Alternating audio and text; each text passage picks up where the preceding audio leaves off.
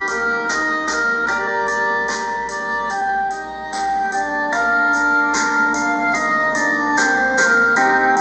hear the French horn?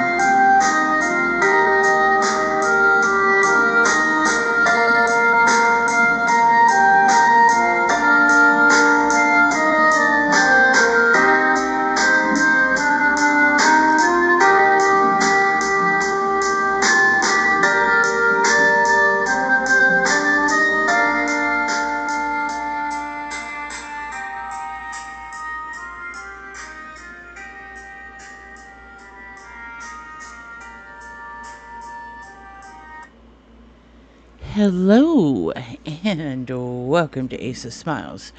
I'm Asa, your host, and we are so glad to have you today. It is June 27th, 2024 at 1:27 p.m. in the great state of New York in New York City. It is hot out, y'all. Hot. I'll tell you, super hot. Let's see. It is right now 81. Okay, I digress. That's probably not super hot, but it's hot for me. Okay, y'all. Listen, I wanted to come on here and make this podcast. We are swamped right now, which is okay. But wanted to come on here and talk about a couple things real quick because there are some really, really exciting, important, very important things going on at JC Cares USA right now. So let's talk about those. Um, Also, I want to give a shout out to my son and the music playing at the beginning of the podcast. They're all his. He's written them all. And I just love them. He's very talented and brilliant. And just all around amazing human being. All three of my sons are amazing. So, indeed. Um, My adult sons are amazing. Anyway, so let's talk about what's going on at JC Cares because this is just some great stuff going on. So, first and foremost, we are meeting with members of Congress on July 11th about Eric's Law and working on Eric's Law to get it passed. Oh my gosh, y'all. Wow, exciting. So it's going to be called Eric's Law for short, but there are other Eric's Laws out there. So whenever you make, whenever you write legislation, there's always like your short name for the piece of legislation, and then there's the official long name. And the official long name of this piece of legislation is going to be Eric Alvarado's Online Protection of Crime Victims and Families Act. So, I'm not going to put all the details out yet, but it has come to fruition. It's all written already. We're just waiting for July the 11th. So, wow. The support that we have garnered for this piece of legislation is amazing. And to now be working on it and meeting with members of Congress and getting the sponsorship and all that stuff, it's just Wow, right? So, and what's amazing too is that we're going to be documenting everything as we go along, to show the process. So when we have our meeting, we'll be recording and all that stuff. So we're super excited about this.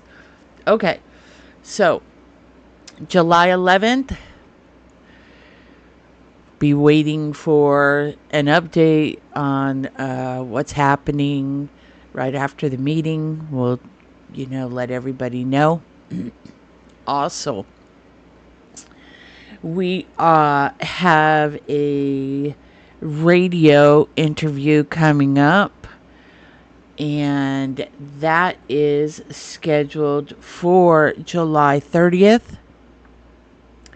Again, we are super excited about having that interview, talking about JC Cares, and most importantly, getting the information out about Eric's case, about Jamie Valdez's case, getting as much information out as we can, and shining a light on missing person cases all over the world, because we really need to be helping families who are suffering through this whole craziness. And then we got one more last nugget of information to share with you all. And okay, I was just gonna say it. So a very high profile celebrity is considering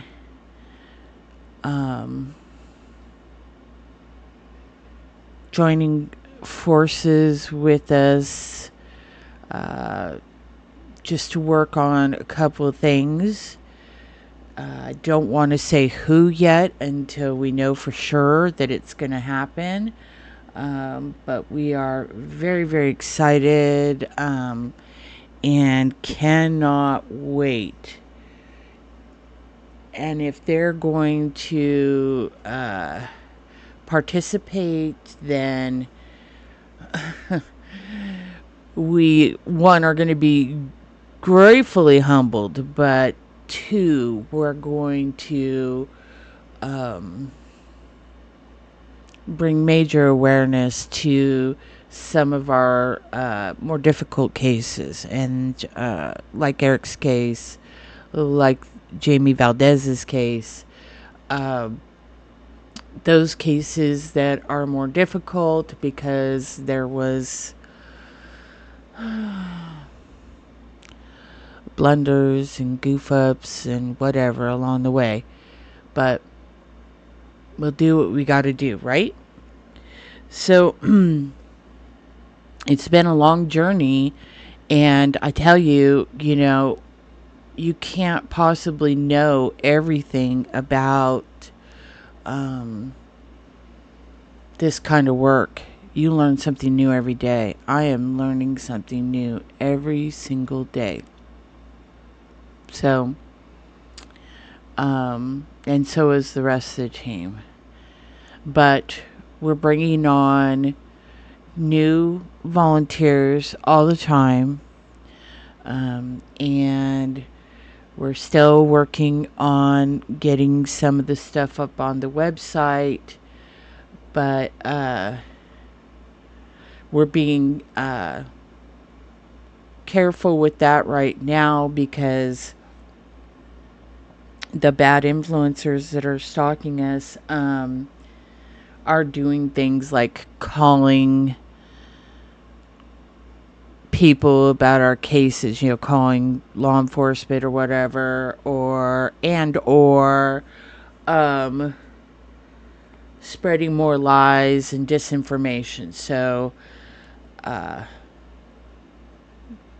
we cannot wait till July 11th so that we can put it all out there for members of Congress to see what's going on. And I guarantee it will be followed by swift action. Either way, the goal is to protect families and victims of crimes, especially in missing persons cases where bad social media influencers will jump on a case that they know nothing about and start putting out disinformation. And what we're saying is that in this piece of legislation is that not only do online platforms, but content creators, social media influencers have a duty to moderate their content. They have a duty. You can't just go online and put whatever you want about somebody, and you can't allow somebody else to get on your platform and say whatever they want without fact checking or any of that other stuff. So, social media influencers, content creators, they have a duty to moderate their content. And they have to implement measures to prevent dissemination of disinformation or false information that victimizes victims of crimes or their families. Period. So if you're going to interview somebody, you need to make sure that you fact check what they say. It's your responsibility. You have a duty to moderate what content you are putting on your platform. So, any good journalist, reporter, real journalist, real reporters will fact check all information before they post it, or before they put it out to the public. If you're worth your grain of whatever being, that you will do that. You will fact check what you're putting out. So, for instance, let's say you're interviewing somebody. You're interviewing Mary Jo, and Mary Jo gets on your platform and you're asking Mary Jo questions, and Mary Jo is making things up or, exaggerating, etc., etc. That content creator has a duty to moderate that content, and they can still post that content. But what that person should be doing is vetting and fact checking the information. And then it should be stated that they fact checked this and found it not to be true, etc., etc., etc. Most of these content creators who are just trying to build their platform and grow their platform and whatever, they don't care. They'll just put whatever out, right? They just don't care. It's like, oh, okay, well, Mary Jo said this, so that sounded juicy. I'm going to put it on my platform and everybody will love that. No, that's not how it goes. So, what is victimizing victims of crime and their families.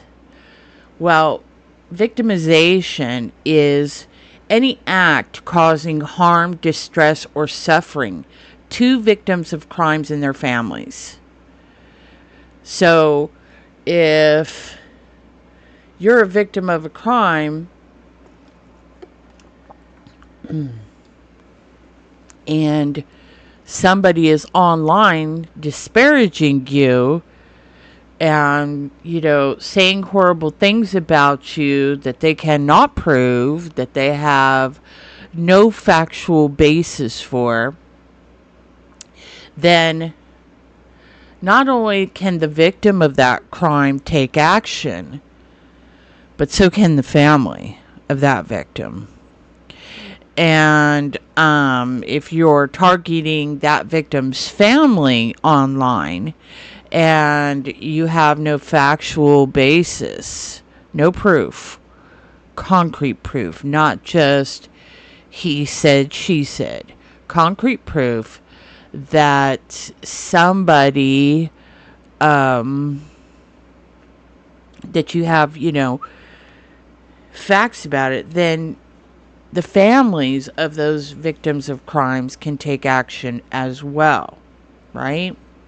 And we're talking about every online platform, any digital service, website, application, or social media platform accessible via the internet. And this is, language that is being used in this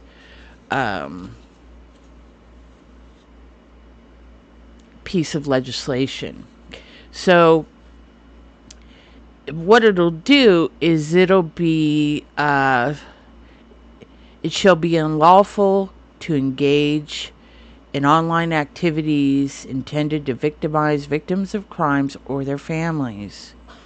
And so what falls under the umbrella of activities? Well, let's talk about that. Here's some thoughts on what that is. And keep in mind, this isn't finished. We're working on it. So there's going to be things that'll be adjusted. So what are activities that content creators, bad social media influencers, bad content creators engage in? Well, harassment, intimidation, or threats directed at victims or their families, publishing personal information,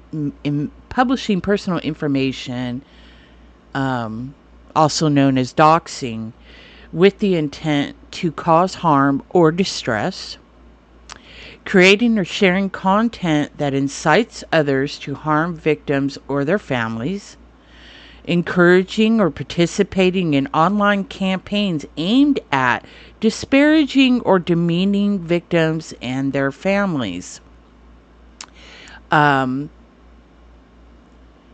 in addition to that, we'll be adding some other things. So spreading false information, lies, or rumors about the victim or their families, disseminating disinformation without verifying the accuracy of the information, deliberately misleading the public regarding the circumstances of a crime victim or their families.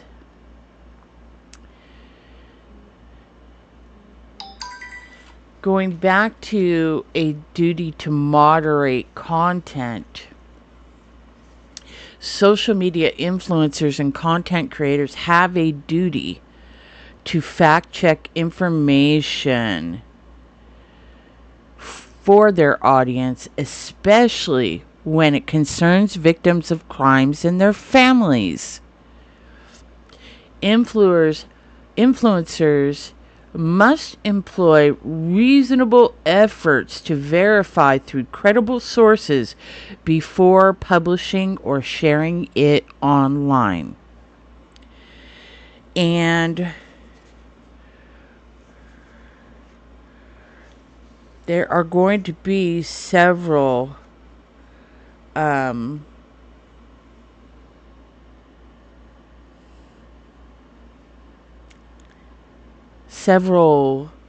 actions that can be taken against, several penalties, if you will.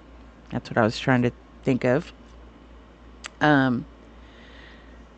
And understand that this isn't just about social media influencers and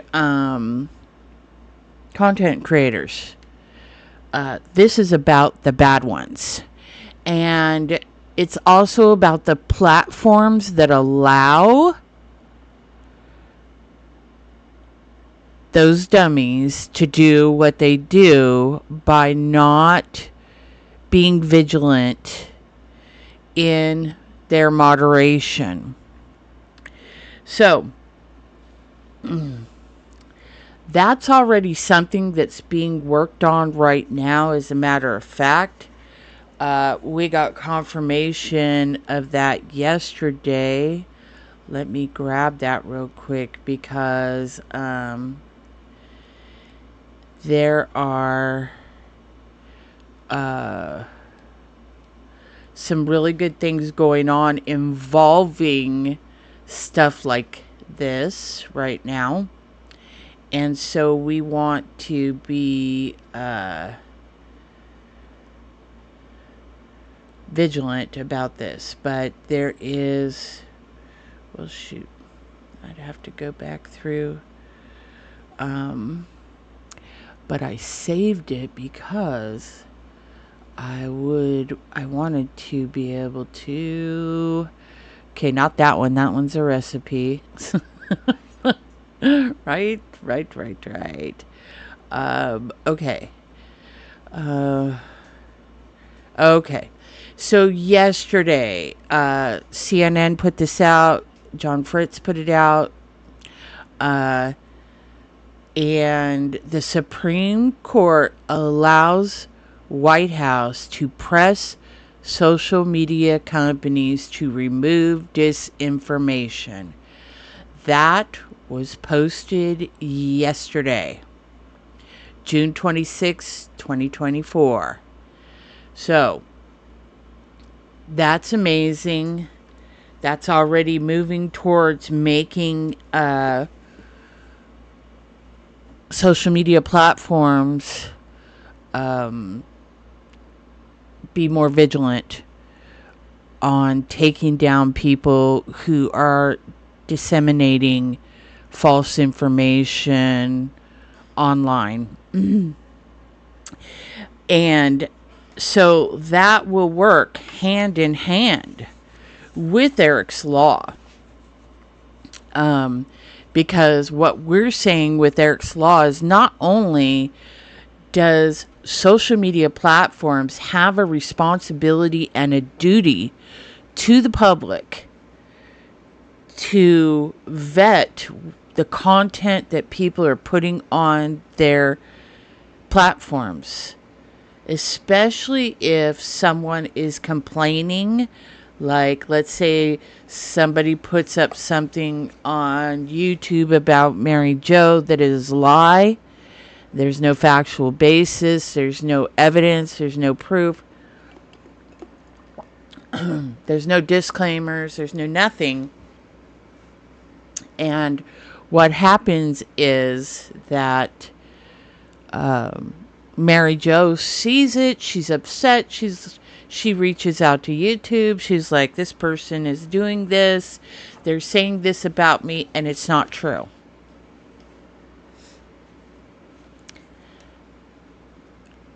Therefore, YouTube has a duty. And I'm just using YouTube as an example, okay? We're talking about all social media platforms. All of them. They have a duty and a responsibility to the public to look into what that was about and to require that creator to provide proof, factual proof of what they're claiming in their social media content. And in addition, what Eric's Law is saying is that not only do social media platforms have a responsibility and a duty, but so do content creators. And I'm going to be laying out all the evidence that has happened in Eric's case as the perfect example of why there needs to be Eric's Law. Because of all the horrible stuff that has been done and said about Eric and Eric's family, simply because Eric's mother and father and siblings want the truth of where Eric is and who created that issue, who's responsible for his disappearance. At this point in time, the family has accepted that Eric's not coming home. It's been 6 years. Nobody knows Eric as well as his family does. And his family says that he would never just walk away from the people closest to him and never speak to them again for no reason. Just wouldn't happen. So people are starting to come forward and give information regarding Eric's case, and all of that will be shared as well. So there is so much going on, you know. Influencers and content creators must be made to adhere to ethical standards and refrain from exploiting the sensitive nature of crime victimization for personal gain or attention. So, we're not saying that social media influencers have to be making money, because come on, we know there's bad influencers and bad content creators out there who aren't making any money yet. They're just trying to. And in their efforts of trying to,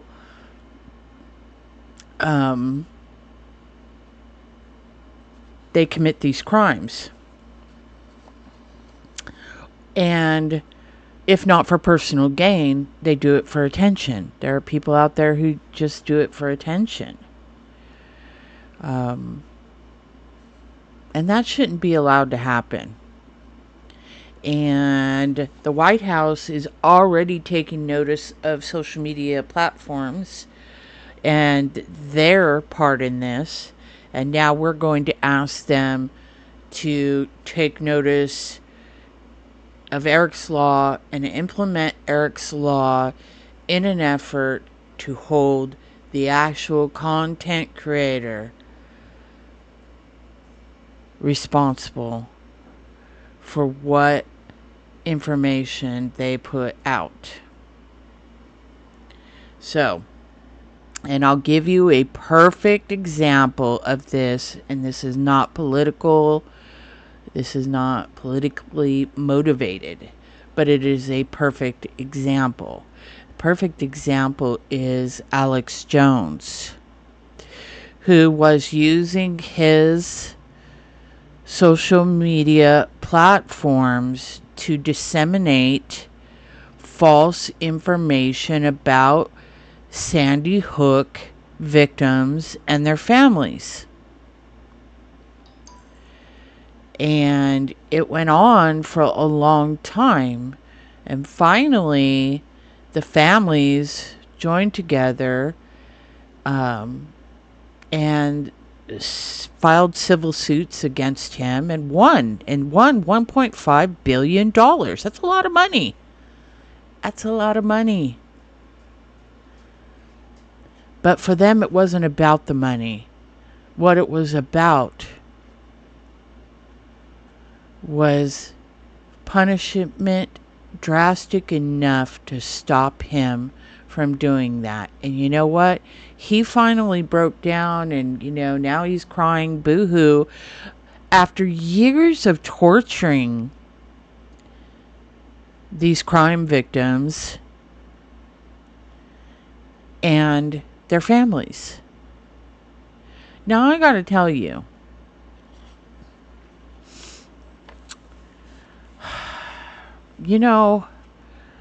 when your child is taken from you by violence, and you've got some yahoo on a social media platform saying that your child wasn't really a victim, that your child and you and your family are involved in this big conspiracy theory, or you did something to, it just went on and on and on. And these parents were already suffering the loss of their children. And what did they get for that? Well, they got a dummy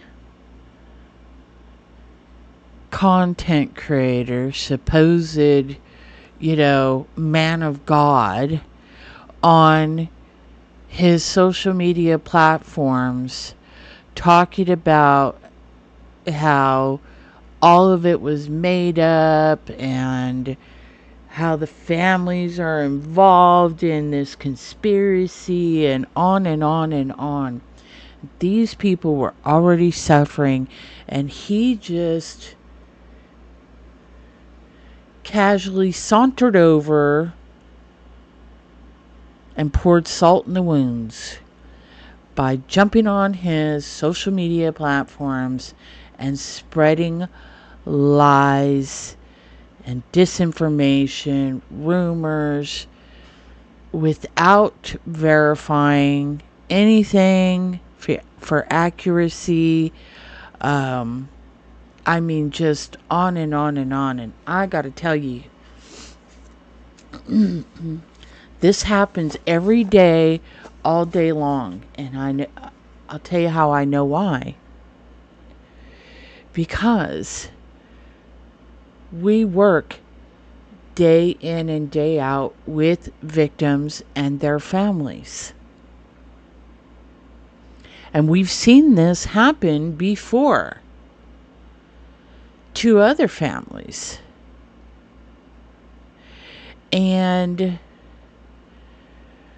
we wanted to put a stop to this, because when it came to Eric's family, it was like through the roof craziness.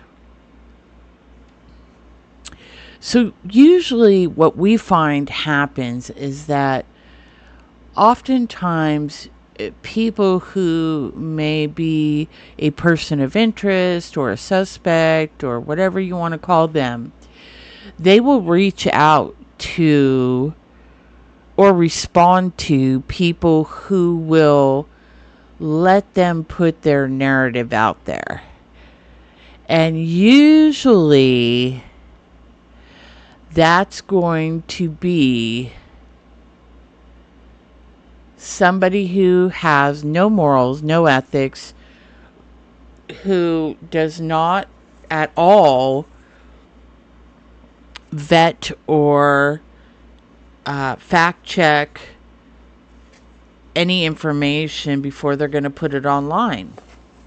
And so people who want to divert attention away from themselves, they'll go ahead and do an interview with these people, basically on the terms of, I get to say whatever I want.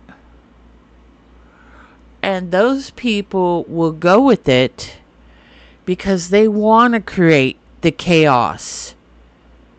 They want to create all of the chaos that comes along with doing that, because of course the family of that victim is going to hear that narrative, and that narrative is including a bunch of lies there's no factual basis to. And so then the family, who is stressed out and super upset, reacts, and they fight back, and it becomes this big issue. Meanwhile, the bad content creator or the bad social media influencer is thriving off of that information. They're thriving off of it. They're getting attention. They're creating chaos. They're hoping the chaos is going to keep bringing them attention. They're reaching out to different people involved in the cases, trying to create more chaos. We have seen a lot of that here. And really all it does is hinder cases. And that is something that these congressional members are interested in. They are very interested in all of the stuff that we cover in this piece of legislation, and showing the facts, the documents, everything that prove what has happened, what has taken place against Eric's family. Simply because, why? Because they want to find out what happened to Eric and get those responsible for Eric's disappearance to pay, get justice for Eric. That's what they're guilty of. They're guilty of fighting for Eric and fighting for answers of what happened to Eric. That's what they're guilty of. So because of that, they deserve to be disparaged, be accused of things, and, also this content creator, whatever, can grow their channel, get attention, all those things. And this isn't the only family that this has happened to that we have worked with. This is the only family that we have worked with where the content creator also targeted JC Cares USA. But Eric's Law is not about JC Cares USA, because JC Cares USA stands on its own. We stand on what we have documented in our office. We have everything to back up us, so we're not worried about anything, and we're certainly not worried about bad social media influencers or content creators. And I want to again say for the 5 millionth time, clearly an exaggeration, but you know what I mean. Not all social media influencers or content creators are bad. The majority are really good. And the majority is not who we're seeking to hold accountable. We're seeking to hold accountable the people who are bad, that don't do their homework and just put out stuff on their platforms that damages, harasses, causes stress, all of those things. And we're on our way. We're almost there. And I can't wait. And and when this piece of legislation goes into effect, I will be encouraging all the families that we have worked with at JC Cares USA, and going forward, to pursue any criminal activity on social media platforms that targets them or their victims of crimes and their families. So we're truly, truly, truly excited about that. So for today, I'm going to close this out. Again, July 11th. July 11th, folks. Less than 2 weeks. We are meeting with congressional members about Eric's Law. Yay! And July 30th, our interview on a big radio station, to talk about JC Cares and Eric Alvarado and Jamie Valdez. And we got the celebrity waiting in the wings. Hopefully we'll get that as well. If so, I think that we're going to see some big movement in both these cases. So I am hoping this celebrity will agree to work with us.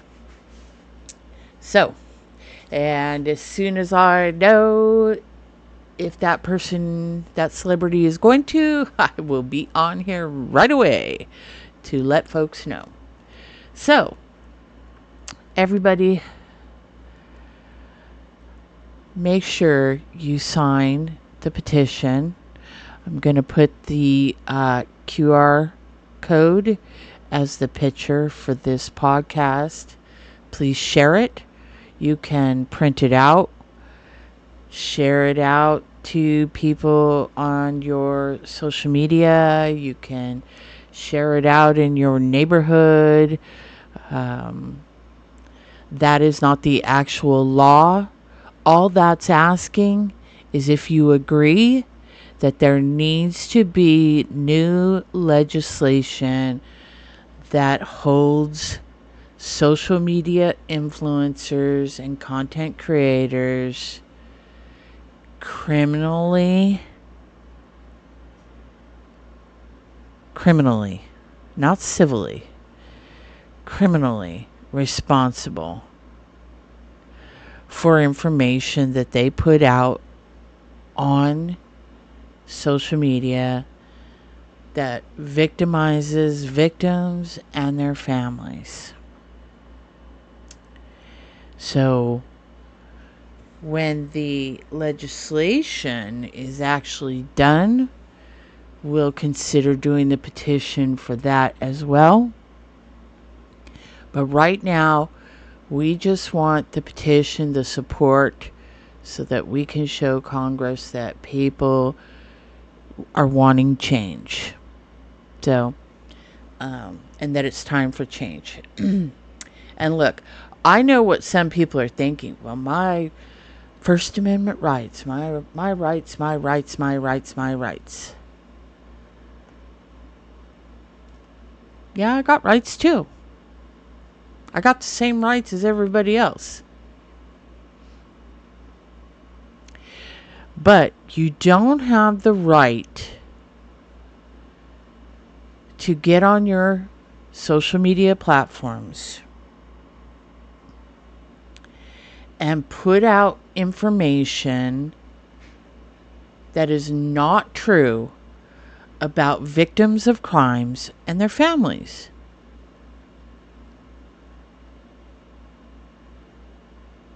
You don't have the right to do that. You know, there's more ways to injure people than just physically. Emotionally, mentally, the stress, everything else plays into this. And you can cause physical damage to a person through emotional and mental abuse. And that's what this is. And I will tell you that people who are survivors of emotional and physical abuse will tell you that physical abuse is a lot easier to deal with than emotional or mental abuse. Those are the things that cause PTSD and such ailments like that. When you cause injury to people by putting out information on social media platforms, and you aren't vetting it or fact checking it, then you are responsible for causing emotional and mental abuse to the victims of crime and their families. And JC Cares is going to work on this until we get it stopped. And it's not going to be a civil suit. It's going to be jail time. So we want it to be criminal, not civil. Either way, we thank you so much for supporting us. We thank you so much for being with us, listening to our podcasts, joining in on our fights for human rights, and all the other good stuff that we do. We thank you so much. So, having said all that, I'll close this out by saying, smile. It's contagious, right? You bet it is. I'm smiling right now because we have so much good stuff going on at JC Cares. And I feel very blessed and very humbled right now. And I know that God is listening to our prayers and that He is leading us in the direction that we need to go. So, have a wonderful, wonderful, blessed day. So long for now. We love you.